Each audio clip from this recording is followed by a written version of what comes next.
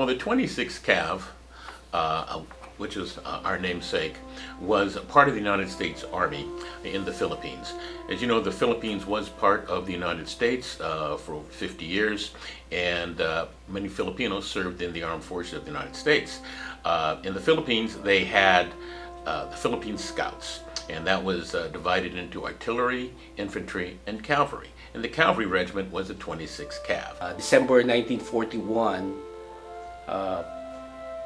Japan bombed Pearl Harbor. At that same time, they invaded the Philippines. 26 Cav were the first one to be ordered to defend the islands and confront the Japanese invading forces.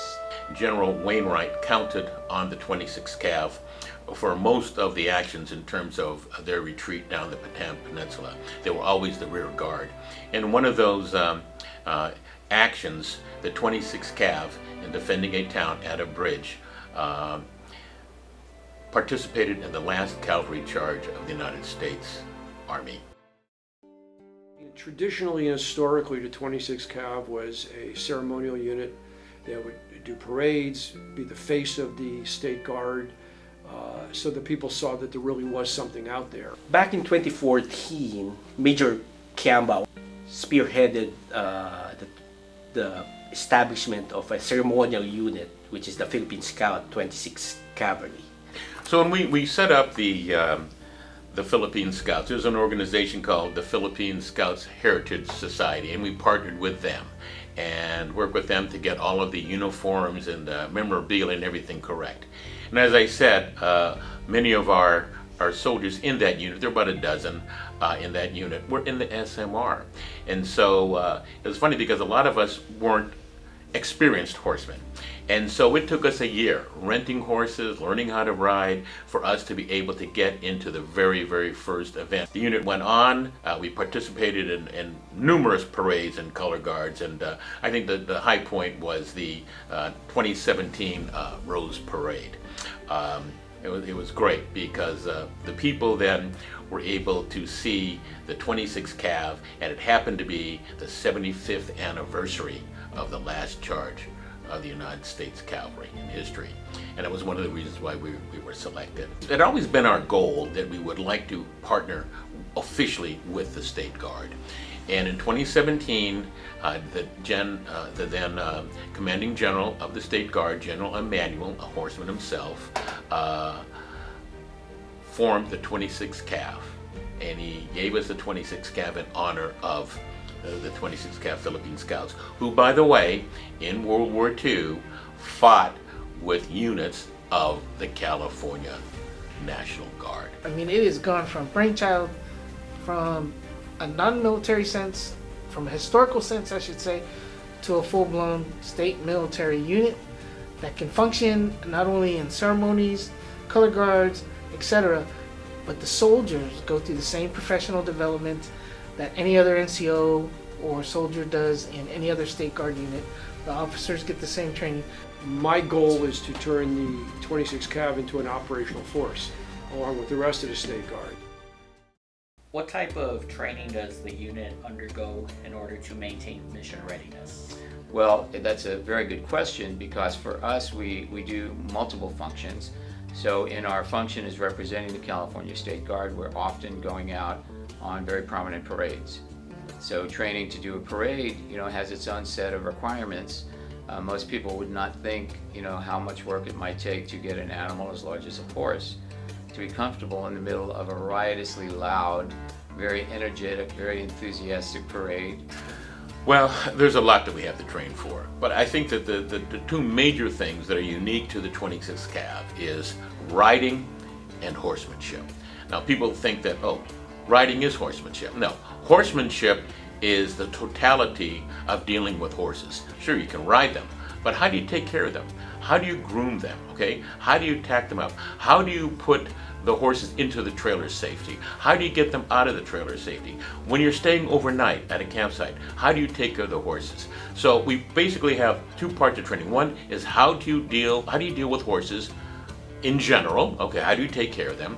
And then how do you work on your horse? So first is, since we are a mounted unit, so we want to train all our service member or in our unit to be on horsemanship. We're the only unit around that has horses right now. We actually practice loading and unloading them into other trailers, which is very important. People don't realize that. A lot of horses, if you don't unload them properly, they panic and they hurt themselves this way. So this way that we learn how to do this. Dealing with horses, you have to have logistics. So we have to transport all the horses on on their trailer. That takes time, that takes skills, safety in traffic. So we do a convoy, we practice our communication. Safety is very, very, very important. If your horse is acting skittish, if you don't think you can handle a horse, you need to get off the horse. It's an animal, it's unpredictable, anything could happen. When we're in parade, you have to be able to be in formation. You have to maybe be able to make the correct turns. You have to be able to have the horse stay quiet when you're in a color guard. So we have to train the horses and train the riders in what can be very, very dangerous situations. Parades, walking down the street, you think, oh, it's not that bad. But parades are one of the most hazardous, dangerous things you can do with a horse. In the parades, we have what we call outwalkers, or the ground crew. And they're there to make sure that the crowd doesn't get too close to the horses. One of the things we do is to train people how to be outwalkers, how to handle the horse, how to calm the horse down. So there's a lot of training that goes on, in addition to the search and rescue training and all the military things that we do. And we do regular marching just like soldiers do. We do the same training as they do, and we're prepared. We learn what we can be used to help the National Guard and anything that they need. We do some drill and ceremony. We take care of some logistics. Do live training with other units, as well as we do FEMA courses. We'll do maybe a field drill, let's say, could be search and rescue, could be horse activity or safety or something like that. One of the things that the military prides itself on is being able to take individuals and work with them and train them as we do to be able to work as a much larger unit and function in a much more productive manner. There's challenges, there's the commitment, and what I really like about this unit is people always ready. One of the missions is public affairs by being out and doing parades and making ourselves visible as part of the State Guard. And then that kind of brings people to want to know more about the State Guard and our unit. And then our second main focus now is search and rescue and also perimeter checks for the bases. We view the 26th Cav more than a ceremonial unit, as a public relations type of unit, which is, in our opinion, the initial start of the unit was based on its capability of mounted parades and public relations. Our new mission with horses on the base is we're undergoing some training with them to get them acquainted to being around a lot of people at once. We're looking to patrol some bases for security reasons, and so that involves bringing the horses on the base, getting them acclimated to the base itself, the people involved, and I think generally different environments. So in the role that we have as a 40th Support Command, we have dismounted, if you take that term, dismounted security force personnel, dismounted personnel that can do security, gate security, perimeter security, physical security. And the 26th Cav can provide us a mounted capability where vehicles may not be able to access. Horses could provide that extra field capability. The State Guard is now becoming an operational force. So that being said, the 26th Cav should be doing missions such as search and rescue, backcountry search and rescue. It should be doing perimeter duty on some of our larger bases, because riding the horses along the fence line is probably way more secure than someone trying to walk the fence line. Being on horseback allows us to circumvent and to patrol much larger areas that other members of our unit on foot will be doing, but again, on a much smaller scale. We participated in many parades, in many educational events, public relations. We have also been color guards at many events, and we've been doing that for the past 3 years. Well, now, because of the situation in California, in fact the country, with COVID, civil unrest, the National Guard is more than ever needing to work with civil authorities on emergency response. And the goal now is for the 26th Cav, with our horses, to take on more operational duties in addition to our ceremonial. And ultimately, I think the 26th Cav would be perfect, potentially for riot control on horseback. The sky's the limit. The certification and training of the 26th Cav will all lead to an operational force, but never losing its capability of being the face of the State Guard in ceremonial events and in parades. Why should somebody consider joining the California State Guard? Well, there's several people that like to join the California State Guard. I've thought about this for a long time. There are people like myself who served a long time ago and want to serve again, or wanted to serve again, and I joined about 14 years ago. Yeah, I was in the Army, the 1st at 12 Cav, Air Mobile, and I served in Vietnam. I was a point man. There are those that never served from my generation. That's why you'll find not a large amount, but several people from the Vietnam era that have now joined the State Guard and regretted not joining in those days for all the myriad of reasons that people didn't join the military in the 60s and 70s.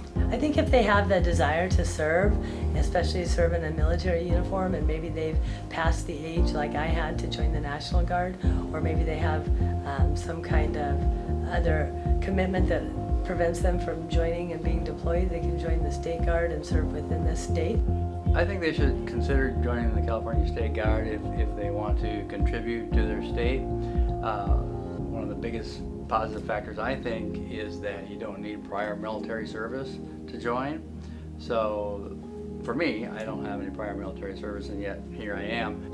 Then we got a lot of people in the State Guard that have wanted to serve, but for whatever reason, such as raising young families, didn't join, but now have an opportunity to. And people that currently want to serve, but don't necessarily want to have to leave to deploy to overseas places, but are willing to deploy within California. I saw it as a way to, fulfill a thought that I had, over half a century ago, and it did not work out at that time. I joined to honor the veterans, first of all, to support the state of California and the United States. Right after 9/11, I went to talk to a recruiter with the National Guard, and I found out I had just passed the birth date, so I was too old to join the Guard, but he actually referred me to the California State Guard, and I went and talked to a recruiter, and basically 9/11 is what got me motivated. As I was getting to retirement age, I thought I'd like to volunteer to do things, and this came up as an opportunity, and I decided I was going to do this along with a brother. So one of my brothers and I decided to do it together. Well, a lot of people wonder what the military's like, and they will get an idea by joining the California State Guard. You are eligible to being command directed to deploy in response to natural disaster, civil unrest, any disturbance or harm that could happen to this great state of ours. When troops in the California National Guard are called into service and taken out of their armories, we will be there to provide the backup to fill in those situations. So when their boots leave the armory, we would step in to do many of the duties that they would do.